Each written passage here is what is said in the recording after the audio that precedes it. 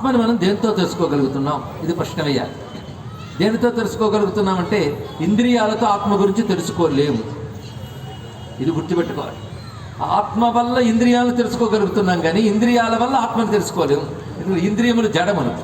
ఇది ఎలాంటిదంటే, ఒక దీపం మనం వెలిగిస్తే చుట్టూ ఉన్న పదార్థాలన్నీ దీప కాంతి వల్ల తెలియబడతాయి, కానీ పదార్థాల వల్ల దీపం తెలియబడటం లేదు. అవునా లేదా? అది దీపము ప్రకాశం అనే విషయం ఆ పదార్థం అక్కడ ప్రాంతంలో పెట్టిన ఘటములు మొదలైన పదార్థాల వల్ల దీపం తెలియబడటం లేదు, కానీ ఘటాదనే దీపం వల్ల తెలియబడుతున్నాయి. అదేవిధంగా ఇంద్రియాలు లాంటి పదార్థాల వల్ల ఆత్మ తెలియబడదు, ఆత్మ వల్ల ఇంద్రియాలు తెలియబడతాయి. కనుక ఇంద్రియం మనం తెలుసుకుంటున్నాం అంటే ఆత్మ యొక్క ప్రకాశం చేతనే. సృష్టిలో ఏది మనం గ్రహించినా ఆత్మ యొక్క ప్రకాశం చేత మాత్రమే.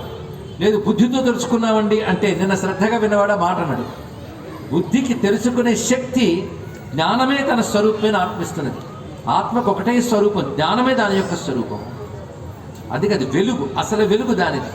ఆ వెలుగు బుద్ధి యందు దేహమనందు ప్రకాశించడం వల్ల ఈ రెండు తెలియబడుతున్నాయి.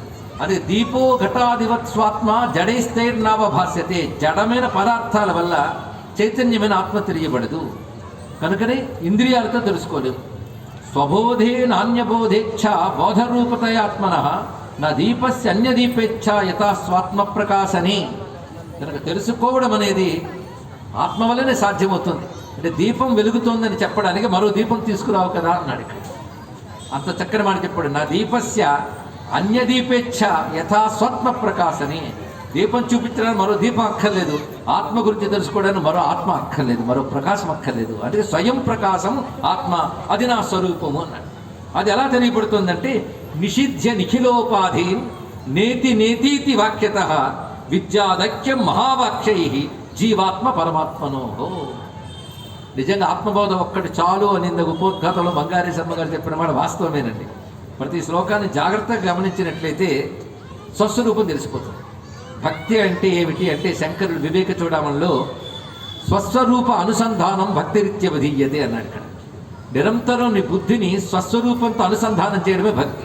అనుసంధానం అంటే ఎడతెగకుండా నీ బుద్ధి ఎప్పుడూ ఆత్మచింతనతోనే ఉండాలి, ఆత్మతో ముడిపడి ఉండాలి బుద్ధి.